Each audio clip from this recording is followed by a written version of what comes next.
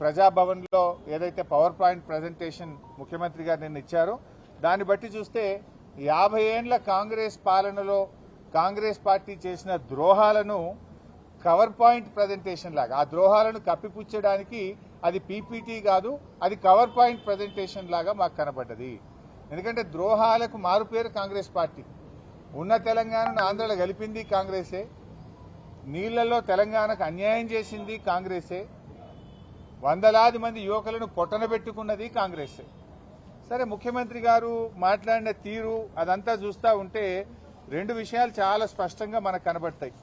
ఒకటేమో అజ్ఞానం, రెండవదేమో అతి తెలివితేటలు.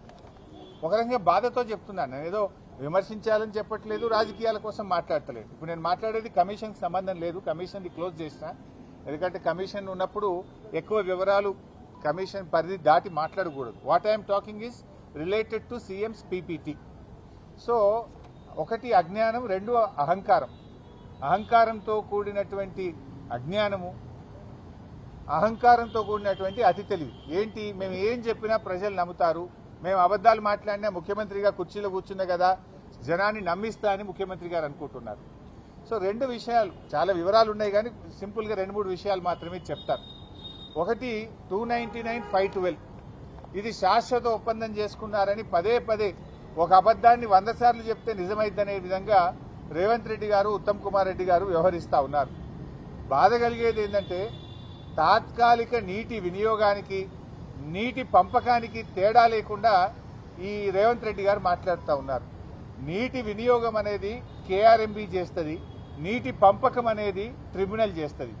నీటి వినియోగం అనేది ఆ సంవత్సరానికి మాత్రమే పరిమితం అవుతుంది, నీటి పంపకం అనేది శాశ్వతమైనటువంటిది.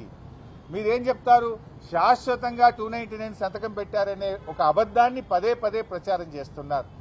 వాస్తవానికి ఆ 299 ఎక్కడి నుంచి వచ్చింది?